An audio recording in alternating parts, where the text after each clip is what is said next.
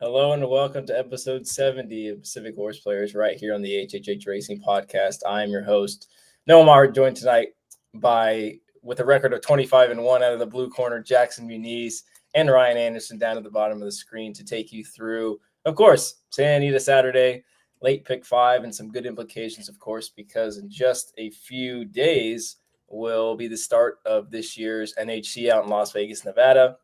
Hopefully in about 48 hours, I will be with these two guys and have several drinks in my system. So looking forward to that, as well as betting on some races on Thursday. Hopefully make it to Friday, Saturday, Sunday. But even if we don't, we know we're going to have a good time out there for sure. Of course, before we get that and into the show in terms of the races that we'll be talking about, of course, you can listen to us on Apple Podcasts, Spotify, and Anchor. We've got our regular Power Picks tip sheet. Of course, you can go over and subscribe to 2 cards, ABC grids, spot plays, you name it. Those have been going strong. Of course, we're about 9-ish weeks into the year, and those are still going strong. So go ahead and check those out, subscribe to those. And then, of course, that is not what I want to bring up. I want to bring on this one, HHH Racing Podcast.com. You can find out more about us right at our website right there. And last thing, you can get past performances and clock reports for Gulfstream Park and Santa Anita, which should, come in pretty good handy here this weekend. You can get those at drf.com. So go to the website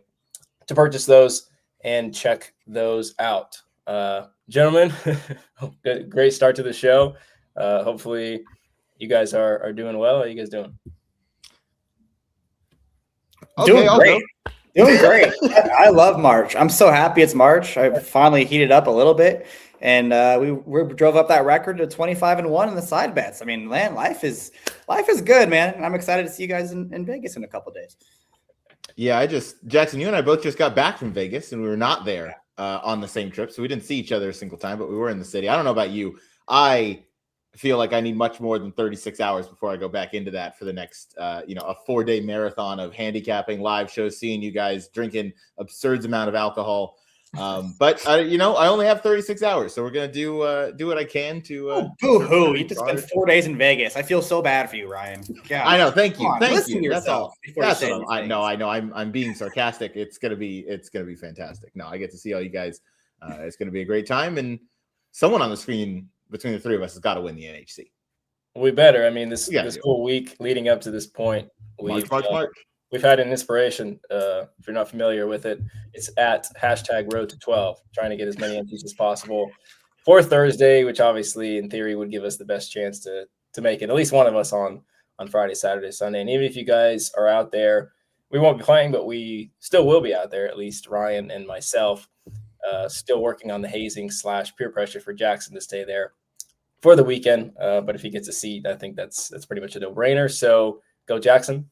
Let's go to the chat before we begin. We've got some handicapping on the agenda, as well as actually a little game I've got for you guys. We'll get to that. Right. Katie is here. Let's win with Team HHH on here and in Vegas this week. Thanks, Katie, of course, for joining the show.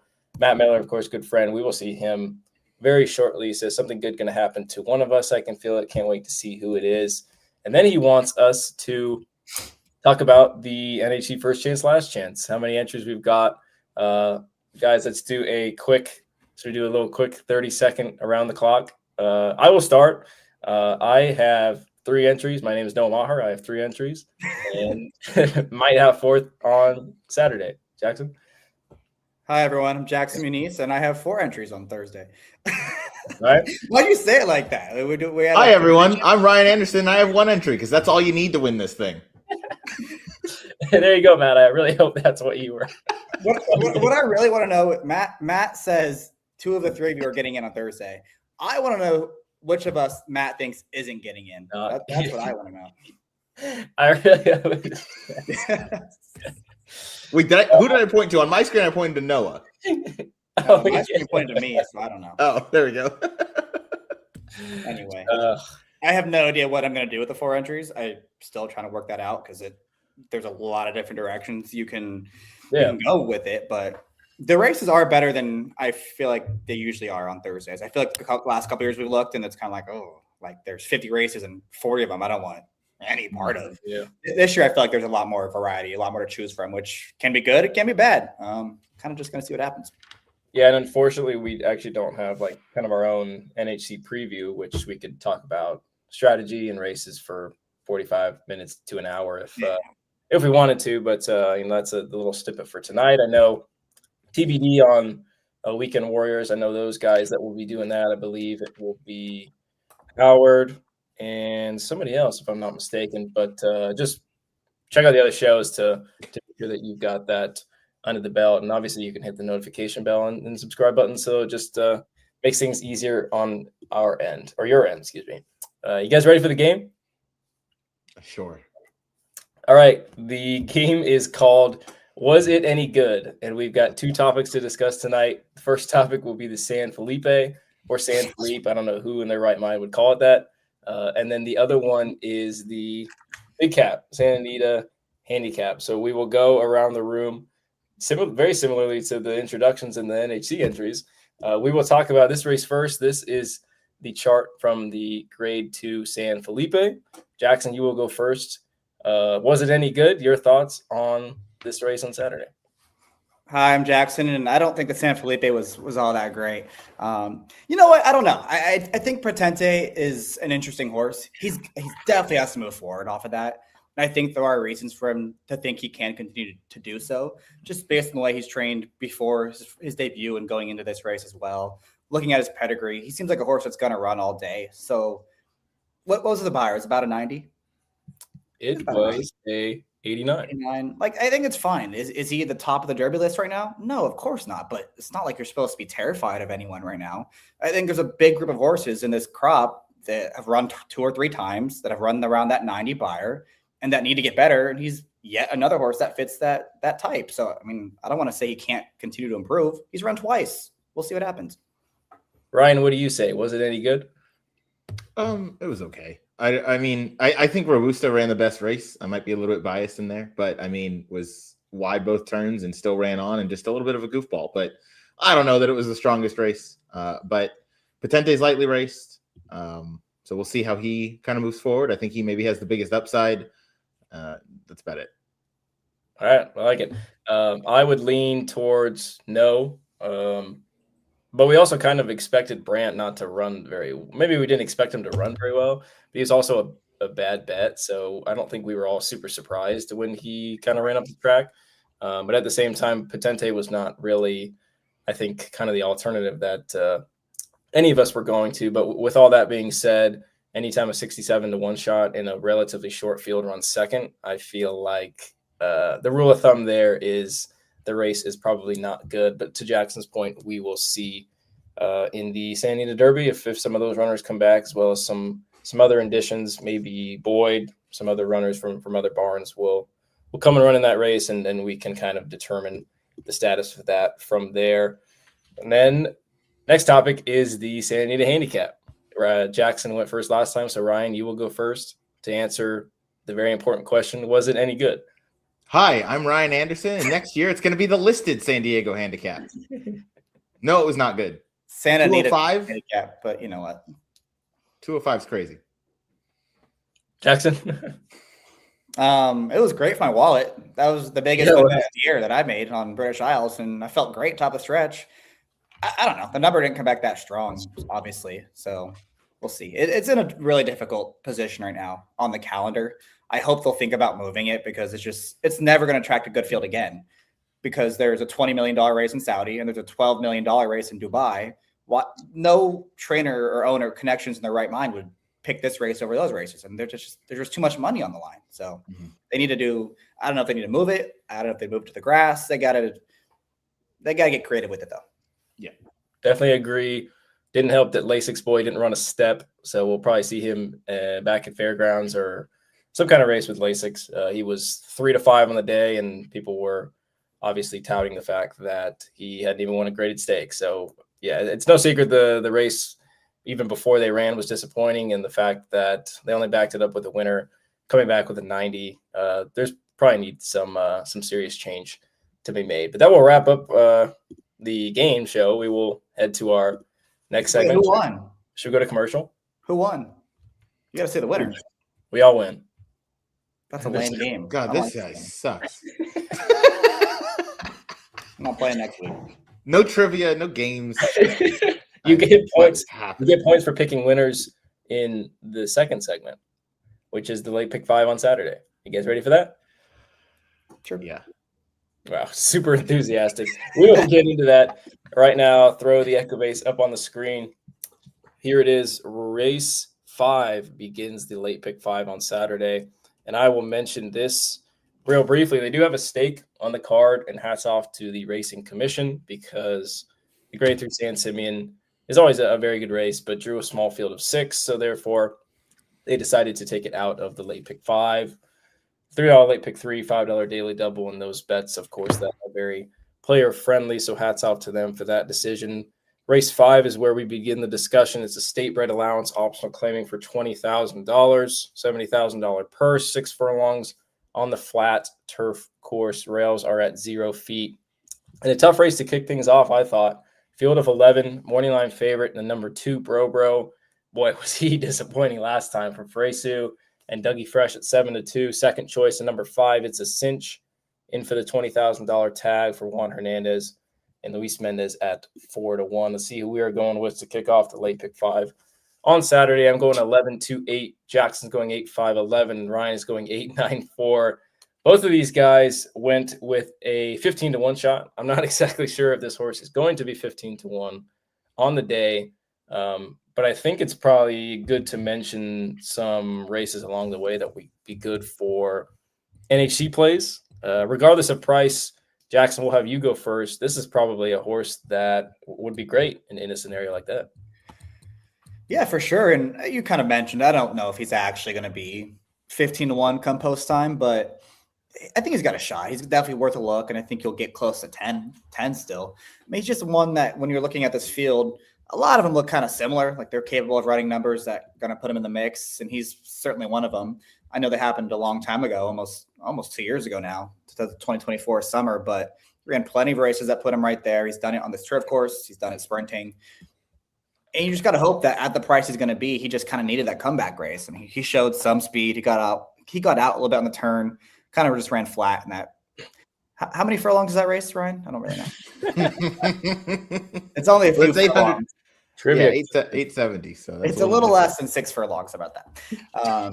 So hopefully it's a race where he's just needed. He's going to move forward from it. And I think that's not out of the question, especially from this barn. They run at Los all the time. So it probably was just a prep race, getting him back to his preferred service, getting him back to a level where he can be competitive. He also drew Kimura Kimura's riding really well right now. He's arguably the hottest rider in Southern California. So lots to like. He'll be 4th placed, and hopefully he's the right kind of price. Yeah, Ryan, you got him on top too. It just kind of seems like in some of these wide open races, being forwardly placed in these turf sprints at Santa Anita, never really a bad thing, right? Yeah, never a bad thing. There is a fair bit of pace in here, which I think we'll talk about the pace scenario in a little bit. But I mean, mainly we kind of have to play against Bro in this spot, at least in my opinion. That last race definitely set up for him. I think at least 2 of us picked him on top that day, and that race was a little bit disappointing. He did get out a little bit when they were going over the dirt crossing, or he was forced out rather. But either way, Disco Tribute, his turf sprint races absolutely factor in a big way here. So if he can get back to that, I like that he had one race on the comeback effort, and he's in for the 20,000, but he's cleared this level before. And I mean, he's a 7-year-old gelding. So that's not any sort of red flag for me. I like his chances. I don't know that we'll get 15-1 though. Yeah, I think that's probably a pretty common theme. I would definitely be giving him a big look, and we do have the luxury, if you are playing the late pick 5, to see the board. Late pick 5, turf pick 3 as well. You can see the board with that bet. I'm glad you mentioned Bro Ryan, because boy, he was I don't need to sugarcoat it. He was so bad last time, but he was almost so bad that it was unbelievably bad. And maybe he just didn't like down the hill, because everything leading up to that race made you think that he was going to run a big race last time. I mean, it was bet like it for sure.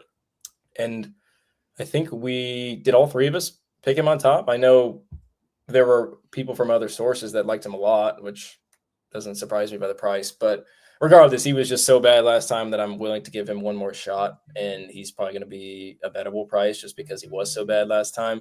So he would be a use for me in some pick 5 scenarios. The horse that I've got on top, we'll talk about real quickly, is the number 11 Grazed. who's just really run some bang-up races his last couple times on the grass. I thought he ran a huge race when he lost to Jetivator at Del Mar 3-back. I know that was at 5 furlongs, but I thought he ran really well that day. You can clearly see he's not a dirt horse. The 2 times he ran on dirt at Los Al, he ran absolutely terrible. And then last time, I know the buyer was a little slow, but he was pressing the pace in between horses, just was in a really awkward spot, kind of kicked away from him and then got run down late. But I thought it really did the dirty work.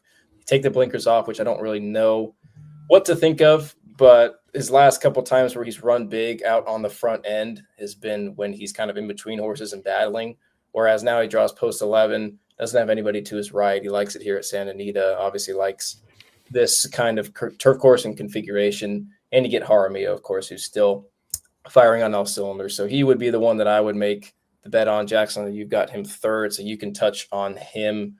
Any additions there or any additions to the runner that you've got in second in the number 5? It's a cinch.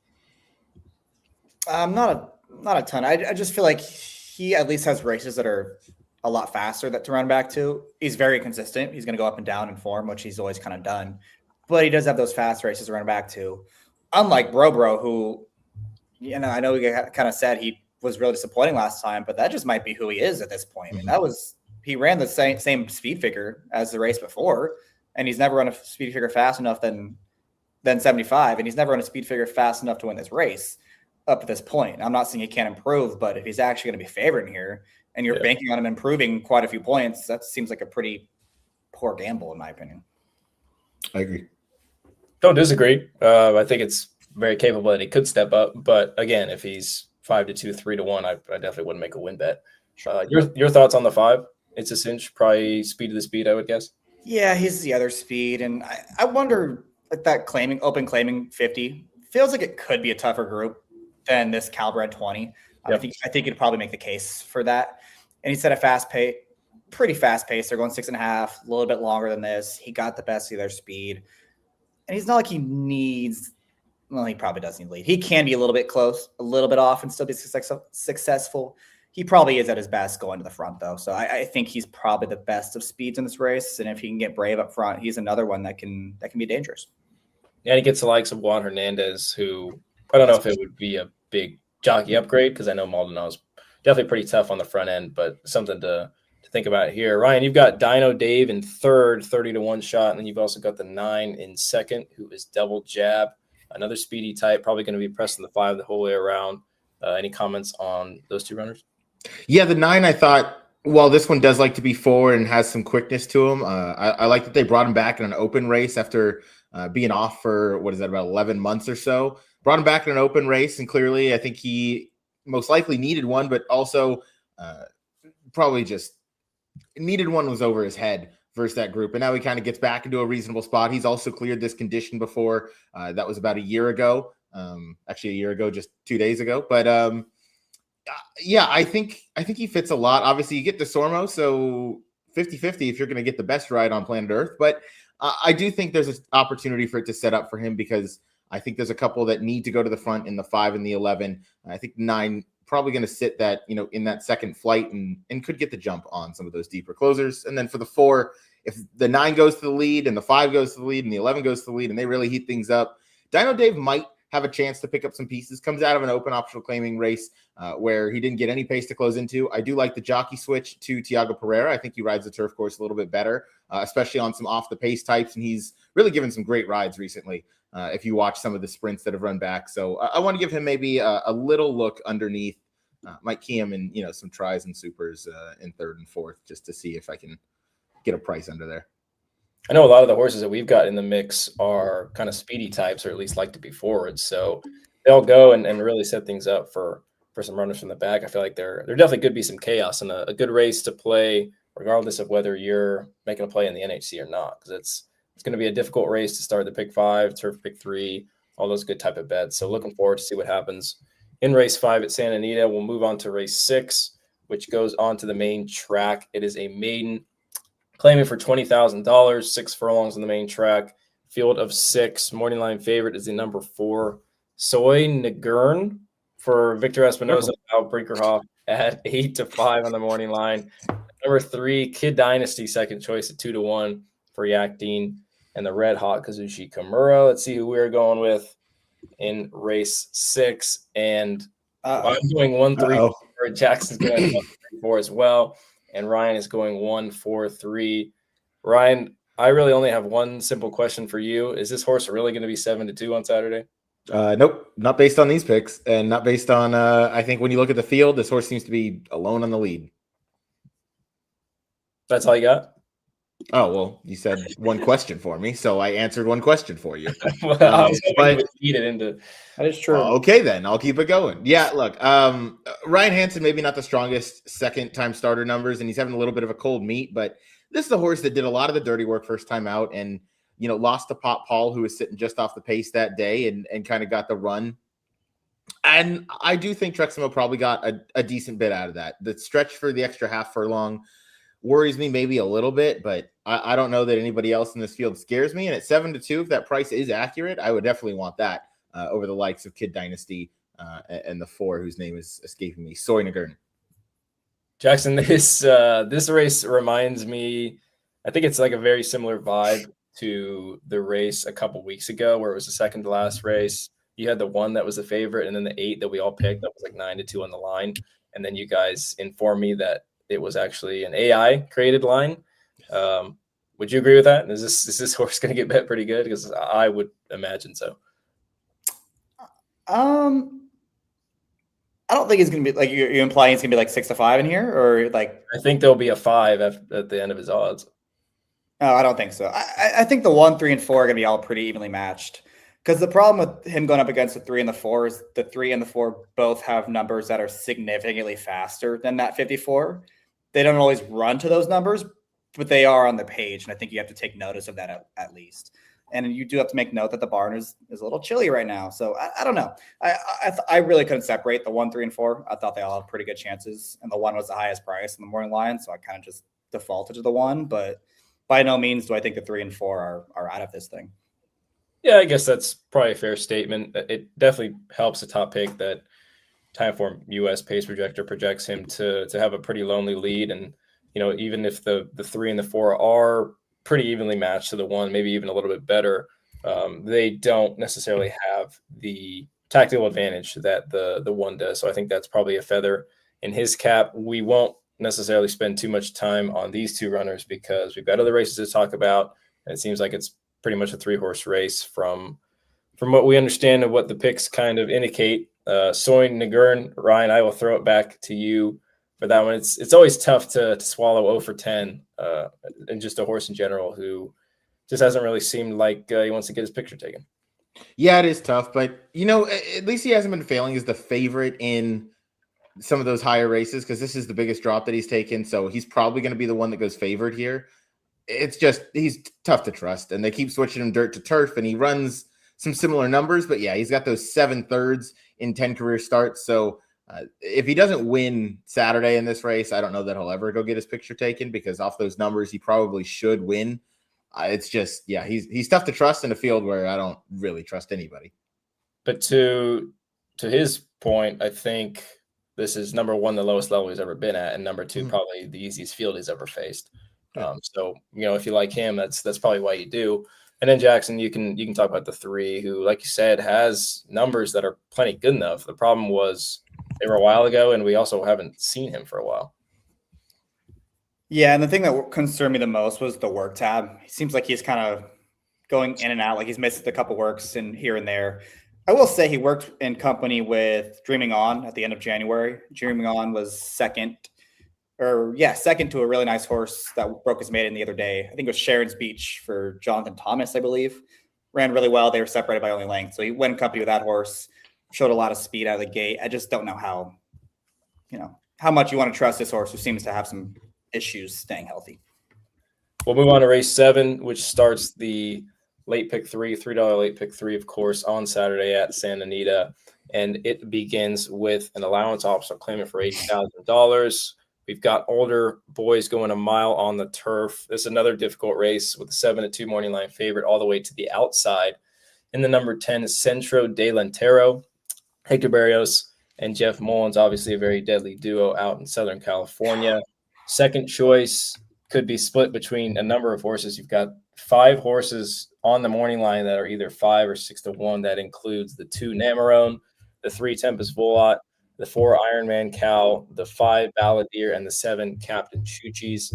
We will see who ends up taking money from that group of 5 on Saturday. The picks are on the bottom of the screen. I'm going 3, 4, 7. Jackson's going 4, 10, 7. And Ryan's going 4, 7, 2. So Jackson, you and Ryan both going with the number 4 Ironman Cal. Another one we haven't seen for a while, but I will say I got burned pretty bad when I dismissed a D'Amato runner off the layoff in thought process, who absolutely killed me to end the Coast to Coast pick 5. But Ironman Cal, another one coming off the bench, seems to be working pretty well coming into his 4-year-old debut. Did you just send Ryan my picks and he just copied them? I'm really confused about what's going on over here. I did not. We spend too much time around each other, man. Apparently. This is look, all these grass races, if you are playing the NHC, I think the lowest favorite is 7-2 on the 3 grass races that we're going to cover. And they should be. I mean, it's that kind of wide open race. And I don't know, you can go a million different directions in these races. To me, Ironman Cal is the upside horse. Like, we don't know how good he is because he only ran twice at 3. He was obviously really good as a 2-year-old when he was second in the Breeders' Cup to that horse's name I don't have in front of me. Henry Matisse, who was obviously a really good horse overseas last year. I believe he won another grade 1 in Europe. So, I mean, that's not like he was beaten by a bad horse. That's a really nice colt over there in Europe, and he was right there with him at the wire. In the Oceanside, he kind of blew the break. I still thought he probably should have won with the trip he got. I mean, he got clear sailing, and if he had the kick that was good enough, I think he would have gotten there. But he also hasn't been seen since, so maybe he had a little issue after that race. They've given him plenty of time, and I got to tell you guys, he is training really, really well on the dirt, and he's not even a dirt horse. So the fact that he's training that well on dirt against dirt horses tells me this horse is doing really, really well. I think there is enough speed in here. I believe the 2 is going to be close-ish. Tempest Volot's got to go. Balladeer's got to go. Captain Chuchis has to go. I think there's plenty of pace in here. And again, with Ironman Cal, you're banking on him having the most upside in this race because he's only run 6 times. He's never run as a 4-year-old, whereas everyone else, we kind of know what they are at this point. So we're hoping he can jump up and run a big race on Saturday. Ryan, Ironman Cal lost to a monster in the Oceanside back in the middle of July. I have to assume, if he lost to a monster, why not come right back with him? Well, yeah, I know you called him a monster because some dunce that was doing FanDuel Racing social media gave out Game Warrior that day. So, look, if you watch the replay of that race back, it's not throwing darts. I got incredibly lucky that horse won, though. I mean, Ironman Cal lost all chance out of the gate. It was not a fast pace first, and I mean, he basically went to his face out of there. He lost a good handful of lengths out of the gate, and he still ran his eyeballs out to finish in second in there. So he was certainly the best horse in that field, and obviously just, circumstances didn't quite go that way, but that's horse racing, and something must have gone a little bit wrong because he's been tough to keep at the track. We haven't seen him since, but if you watch any of his works, you can tell he is really feeling himself. The only concern I have is that this is a very competitive race, and you have some horses in really good form that we're going to talk about. I hope 5-1 sticks because any lower, and it's going to be tough to not go with somebody else because I think there's a ton of value to be found in this race. I'm against the favorite in Centro del Otero, and it looks like everybody except for Jackson is, and Jackson picked the horse in second. So I'm sure he respects the horse. The horse is in really good form on the grass, but I mean, there's some horses that are coming in on some winning streaks, some horses that are running really strong races, and anything under 5-1 on Ironman Cal, we don't know what he is right now, but I don't want to take 7-2, 4-1, and even 9-2 I'd be hesitant on. Yeah, I have to imagine just with the name recognition, he went all the way to Churchill and was bet pretty good. And then Little Red Feather too. Yeah. Just there's a lot of signs that he could be a pretty low price, maybe even favored in here. And like you said, this is a pretty salty group that he faces.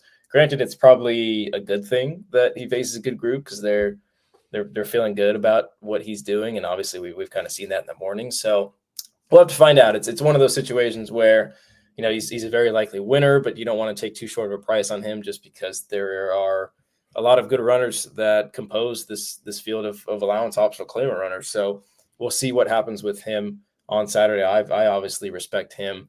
Tempest Volot's kind of the one that I ended up going with. It's a I wouldn't say soft pick, but it's just one of those that kind of fit the same bill as Ironman Cal, where It's going from 3 to 4. Granted, Ironman Cal had a little more time to improve, but we've seen time and time again within the last 8 or 9 weeks to start the year that it just kind of seems like maybe these 3-year-olds are a little too slow, but they step up, prove themselves big time against some older company. Temis Volot's one that I think regardless of how good he is, he's going to get a really good trip. You've got speed to the outside. Seems like DeMuro can kind of just secure the rail. He's been on the lead. He's been off of it. He can kind of do a little bit of both, and I thought he ran just fine. Just got nabbed last time by Hiding in Honduras in the Mathis Mile, who came back and flattered the form.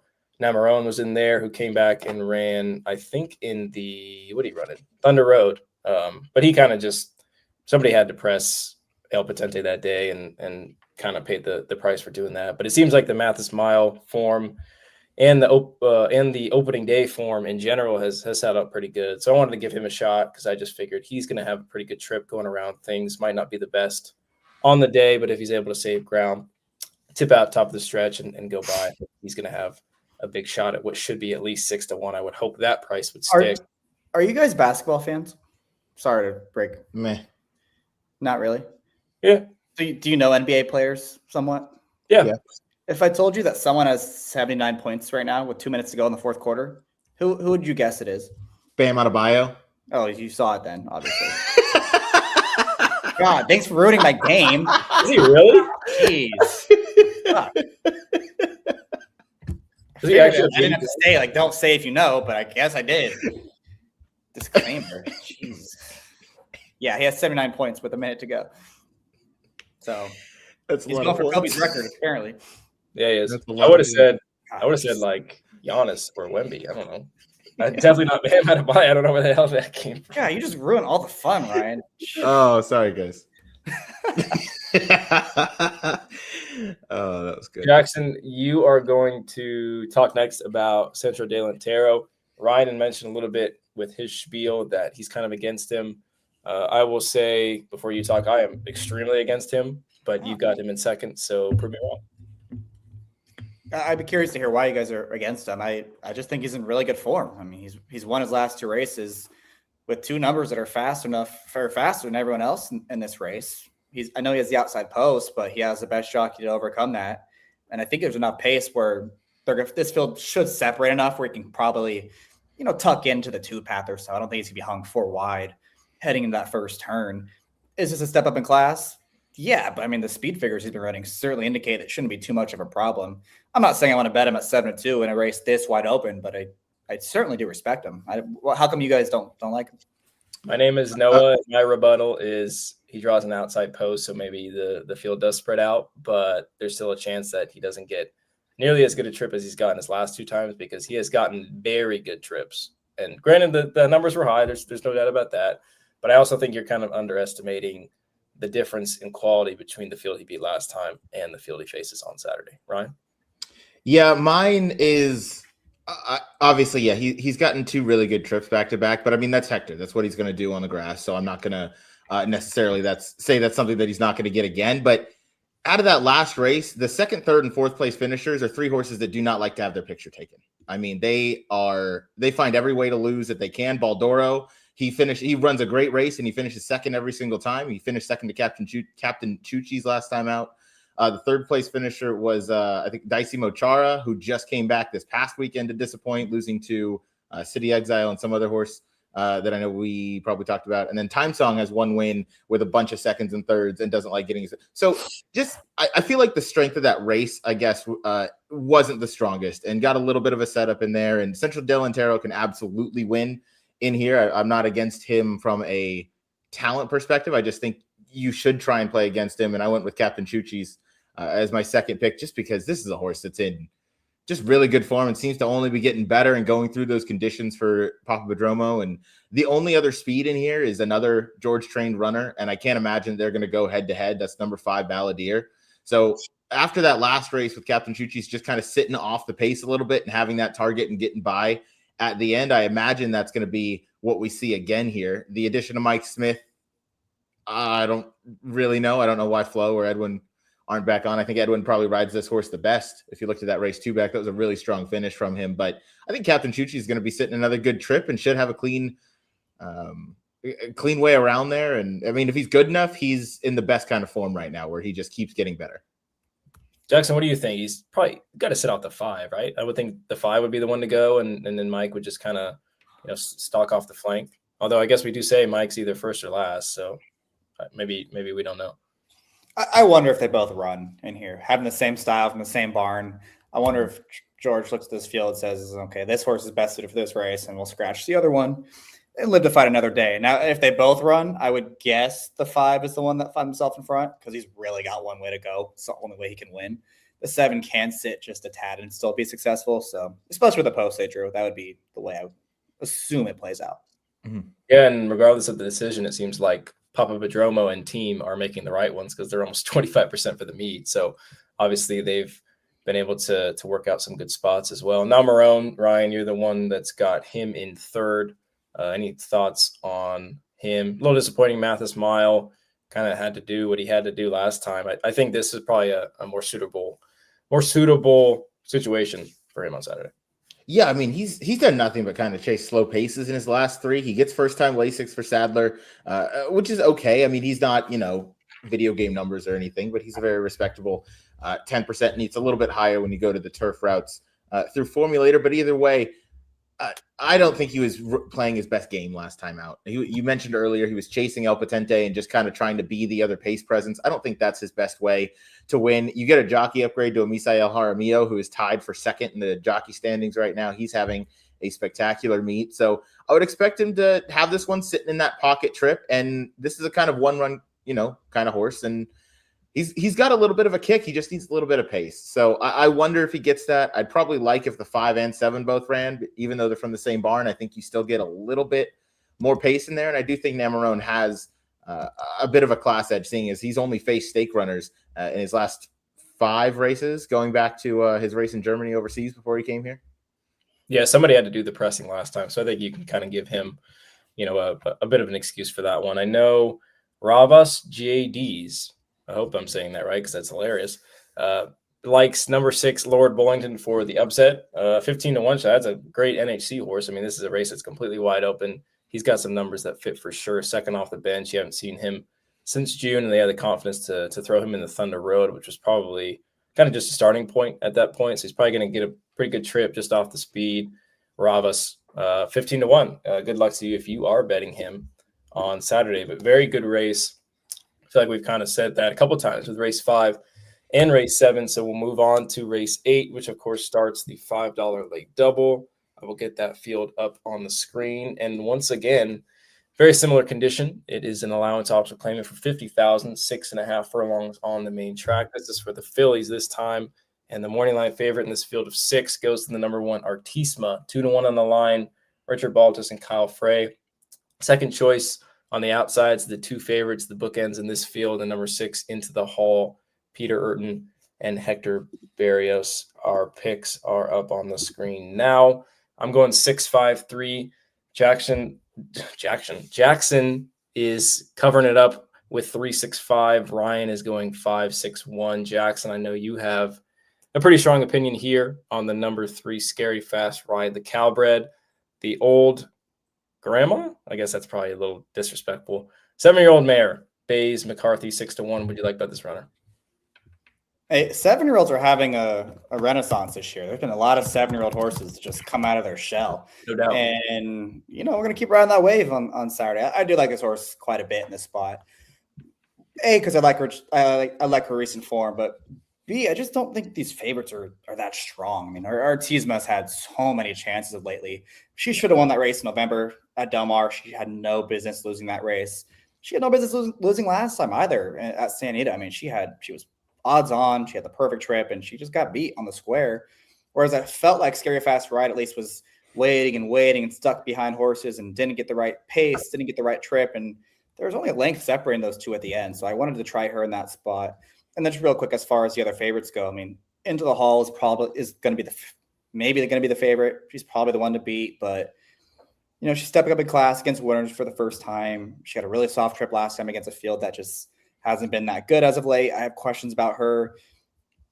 Our Moonlight, I don't know how good she is either. I think the connections are still trying to figure out whether she's a 1-turn horse or a 2-turn horse. to me, watching that most recent race, she was getting better as the race went on. So I don't know if the cutback is going to do her a lot of good, especially going 6.5. I mean, she'd probably be a little bit better going 7 or 8 furlongs, although I guess that would be the mile. But yeah, I just don't think these favorites are particularly strong, and it feels like a good shot to take a good opportunity to take a shot with a price horse and Scary Fast Ride, who really, if you just look at her races at Santa Anita going the one turn, I mean, they're all pretty good. I mean, their last race was good. I just mentioned against Artisma. You go back last May when she ran at Santa Anita going the one turn, she won against a really good field with a 90 buyer. You go a little bit further back, she closed into a slow pace, got a 77 buyer. I just feel like this is her game. She wants to go the one turn at Santa Anita. She wants to get a little pace in front of her. And I think these favorites are just not that good. So we're going to take a little stand here. One shot, one opportunity to get a bit of a price in this short field. I like the idea. I guess the only problem, and I'm sure you probably agree, is she didn't really get a lot of speed to run into last time. It seems like this could kind of be the case on Saturday, which is a little bit why I ended up going with the 6, just because it seems like she can maybe have things her own way. But to your point, she's kind of proven that she's been able to make some runs into relatively decent paces. So if somebody wings it out there, then things get set up for her.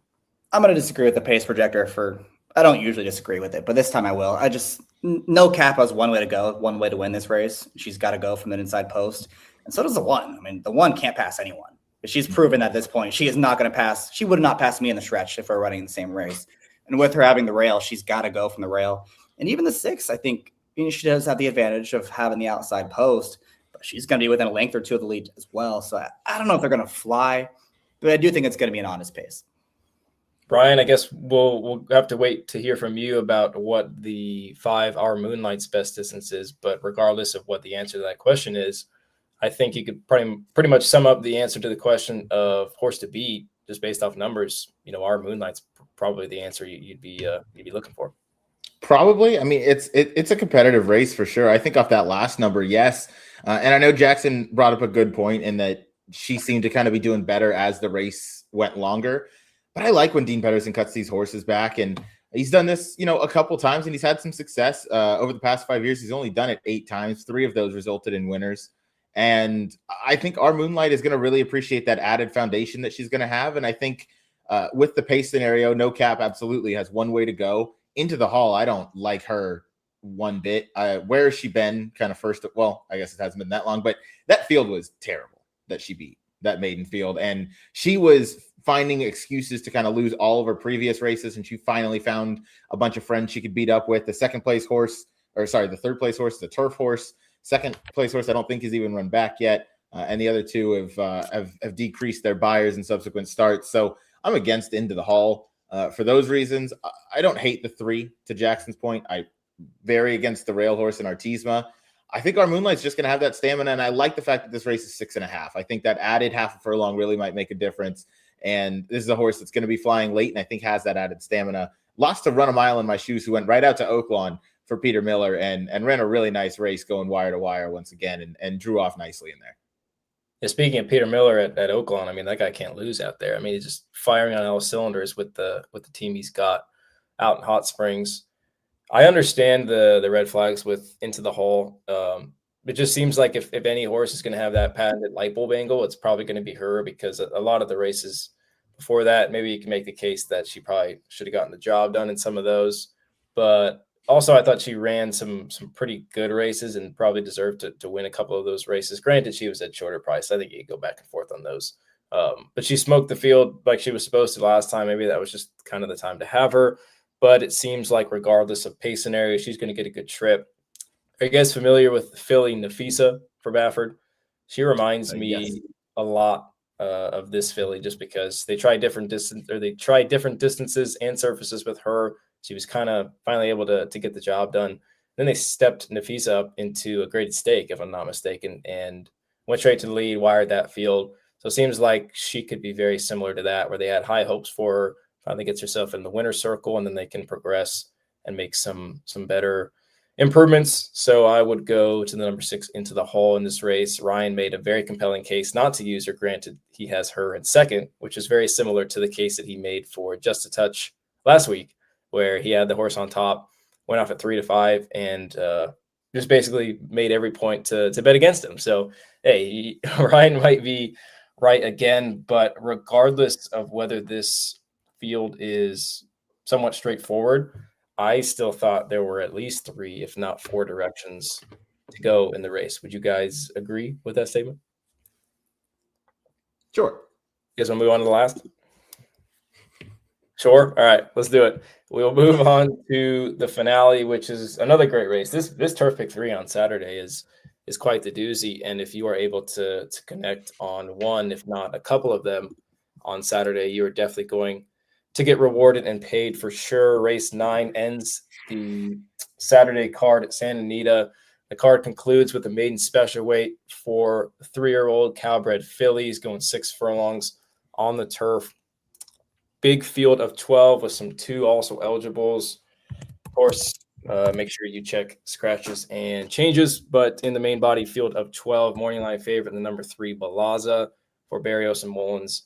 At 7-2, second choice, the number 8, A Great Shaking, speedy type for Ryan Hansen, and Escobedo at 4-1. Let's see who we are going with to conclude the card on Saturday. I'm going 2-10-12.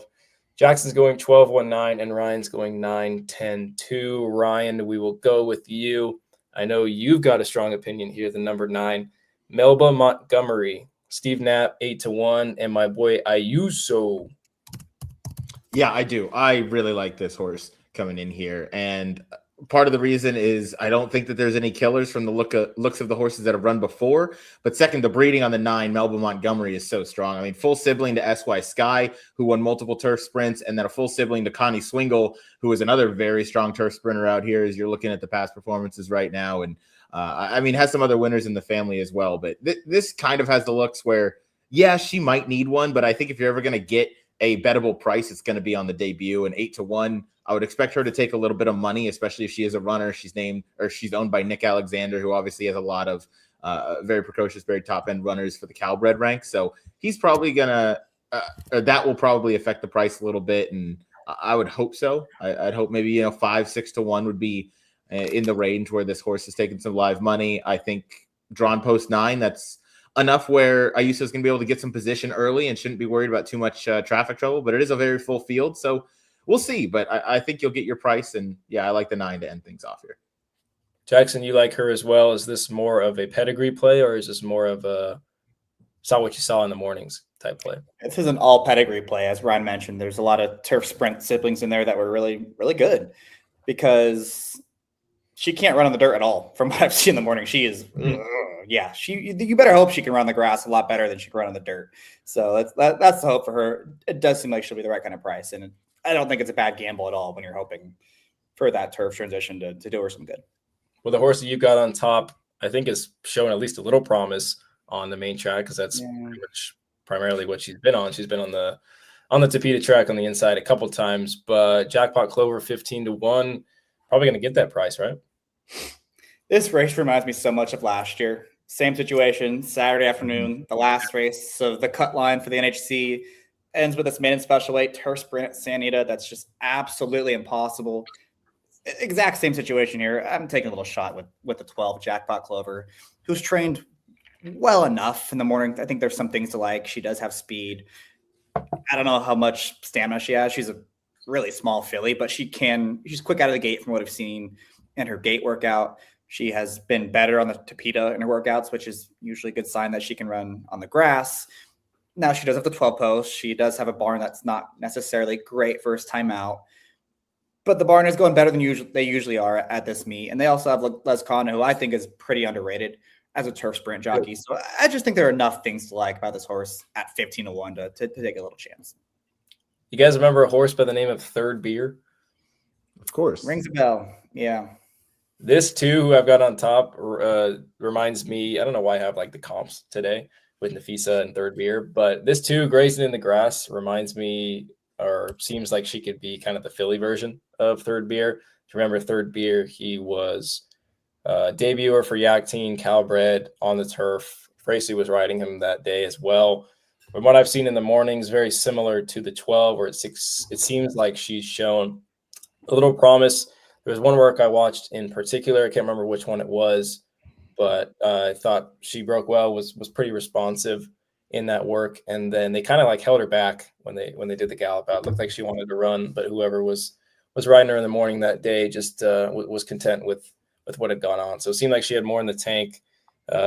Interested to see what kind of price we get here. I think if she's live, she's probably in the 6-7 to 1 type range, but that's right up my alley if I'm playing the NHC. So this would definitely be a horse that I would play, as well as the 10. I think the 10 is another interesting runner. And Ryan, I know you like this one too. This is one of 2 handsome runners in the race. Talks about the 8 being one of the shorter prices, I guess. Wouldn't really surprise me if this runner was a shorter price than the other one he's got. Yeah. Well, while we're on the subject of last year's NHC and the familiarity that we have, does anybody remember the horse that won, the horse's name that won that race last year? It was Hector Barrios and John Sheriffs. It was like an 8, was it like 13? It was an outside horse, yes. It was not a cat horse. Or did we have the cat horse? Yeah, we had the cat horse. Wow, that's foreshadowing. Anyways, horse's name was misleading. It was the not this time horse in a maiden special weight for John Sheriffs, who didn't typically win first time out, but that was a nice looking debut. Anyway, that's my trivia question for the day. Yeah, Midnight Cowgirl, I thought was a little bit interesting because we talked a little earlier on in the show that Ryan Hansen maybe not strongest second time out, but has had a little bit of time to give this filly the chance to kind of grow up and now debut, or comes back for the 3-year-old debut here. And you get Juan Hernandez and you got Fresu for the debut. So I think both of those kind of hint at me that this filly must have some sort of ability that they think where clearly I guess she was a little bit of a disappointment on debut there. Pretty sure that was Secretariat. Could have been.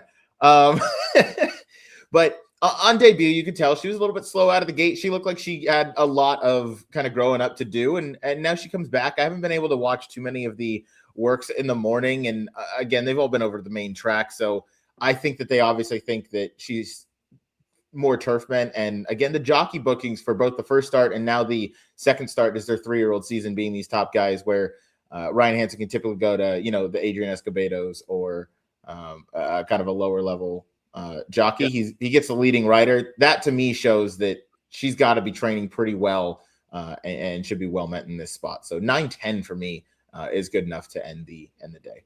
That's probably a pretty big tell. I definitely would agree with that. And I brought up the chart because number 1, Too Sassy actually came back and won a listed stake for 2-year-olds, 2-year-old Cub Red fillies at a big price too. So she ran big that day. And I also bring it up because just look at the chart. I mean, you want to talk about merry-go-round race? You could find this race in the Urban Dictionary. I mean, nobody made up any ground whatsoever. Everyone was doing the chasing, and Too Sassy just got the lead and never looked back that day. So I would think that people would gravitate towards her. First time Lasix, gets the rider upgrade to JJ. We'll see what kind of money she takes. I would assume she'd probably be more in the 7-2, 4-1 range, right? Probably. And to your last point there, I'd be careful what you search up on Urban Dictionary. If you search merry-go-round, who knows what you're going to get. So normal dictionary, you might be okay. All right. Appreciate the advice. Jackson, last horse to talk about. You can finish us off with the number 1, Oh My Ohm, 20-1 first time starter for Felix Rondon. How do you say that? I don't know. Rondon, I think. I go with Rondon. Yeah. Just another one that has shown enough. I think she's shown a lot of speed in the mornings. I don't know how good she is, but I know she's shown a lot of gate speed, which in races like this is kind of what you want. And she was doing that on the dirt, and the pedigree is all turf. Alm was Breeders' Cup winner. The dam was very turfy, so maybe she'll improve on the turf. Big bomber in that race as well. And then we didn't even talk about the favorite, who I won't be surprised if that Jeff Mullins horse goes off at like 7-5. And she's way the horse to beat, but I didn't pick her on top, but I felt like she's worth least mentioning. I mean, what do you guys think about her? Because she had that one weird race at Del Mar where she hit the rail. Like, she was traveling really well, and then she hit the rail. I don't know if it actually cost her momentum, or if it cost her replacing, or if she just wasn't any good after the move she made. But she hasn't been seen since. I do think she's working okay. And if someone's going to be betting this race, it's Hector Barrios, Jeff Mullins with an inside post. Well, I think that's the thing is she's the one that's definitely going to take money. And I don't know that she's any better than what the rest of this field is. I think, she could very well win and run off the screen, but whether it's NHC purposes or just betting, I don't think she's going to be a bettable price in here. But yeah, she could absolutely win. I don't have anything crazy against her. No, I agree. And to your point, Jackson, I mean, she was probably, I don't know if I'd go to the extent of severely compromised, but she was definitely compromised. But it also kind of seemed like she had every chance to get second, and she almost got fourth. So I don't know. After that happened, I wasn't super impressed with what I saw. But it was also, she was moving very, very well going into the far turn. So I don't know. It's just one of those where I would be reluctant to take a short price for sure. All right, let's move on to best bets. Actually, I hit a wrong button, but the right button that I want to hit is Ryan's best bet. Ryan's going with a double starting in race 9. He's kicking it off with the 5 Our Moonlight into the 9 Uso runner and the 10, the other Hanson runner that's probably going to get bet. Ryan, your double on Saturday. Take it away.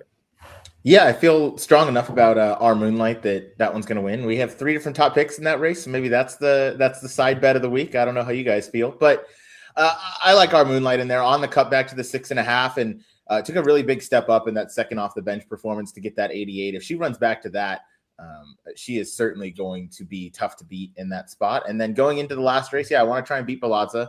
I'll go with that first time starter. That's the full to SY Sky and I already forgot Connie Swingle. Thank you. And then I want to use the JJ Ryan Hansen horse just because again I think that's a little bit intriguing that they're going to team up, and I'm hoping that horse is bet a little bit less in the doubles than in the other horizontals and in the verticals once that race opens. So 5 with 9-10. Whoa, I like it. Good luck with your best bet. Try to say about 8 words at the same time. Jackson, his best bet, race 8, win bet on the number 3 Scary Fast Ride. So far, 2 top picks as best bets in race 8, Jackson. We want to shake on it? I'm fine with that. I don't like your horse at all, Ryan. So that's there we go. I don't like yours at all. Noah, are you good? You passing this one? Give me a minute. Oh, okay. You're not ready. Got it. I just feel like those favorites in there are worth trying to beat. I mean, Artisma's had plenty of chances to get the job done with easier trips than the one she's projected to get on Saturday. I don't need her. Our Moonlight, I don't know. I don't believe that buyer figure last time. I mean, running a mile in my shoes came back and won and regressed like 15 points. I don't know if I'm supposed to believe that number. And then 2 back, she got a dream trip and got absolutely smoked by a horse that didn't come back and reproduce that number either. So I don't need her.